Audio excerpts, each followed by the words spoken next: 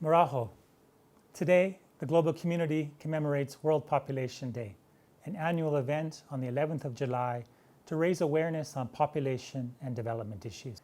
This year, the world yet again grapples with the COVID-19 pandemic, including its impact on sexual and reproductive health and rights, which may have lasting consequences on the population. Despite this unprecedented context, our march forward continues towards zero unmet need for family planning, zero preventable maternal deaths, zero gender-based violence and harmful traditional practices. Ending the unmet need for family planning is a transformative result towards progressing the Sustainable Development Goals.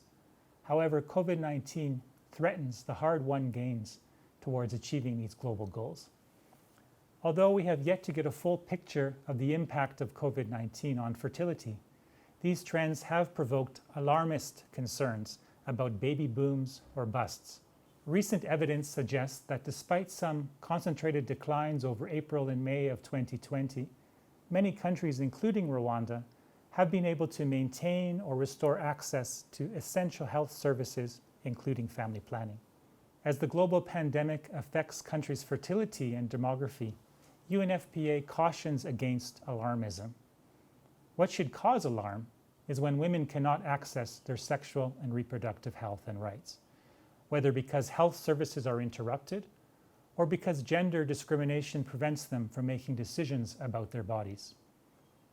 Even before the pandemic, only 55% of women in countries with data reported being able to make their own decisions about accessing health care, using contraception, and engaging in sex with their partners. In Rwanda, the latest DHS data shows a decrease in total fertility rate, an increase in the modern contraception, and a narrowing of the unmet need for family planning. To maintain the accelerated pace of contraceptive uptake, necessary steps are required to improve the quality, the outreach, and the impact of family planning services, especially for adolescents and youth. The COVID-19 pandemic has exposed weaknesses and inequalities in healthcare systems globally, and has caused serious challenges in the provision of sexual reproductive health information and services. We must work together to ensure the continuation of SRH during the pandemic so that women can exercise their sexual and reproductive rights and choices.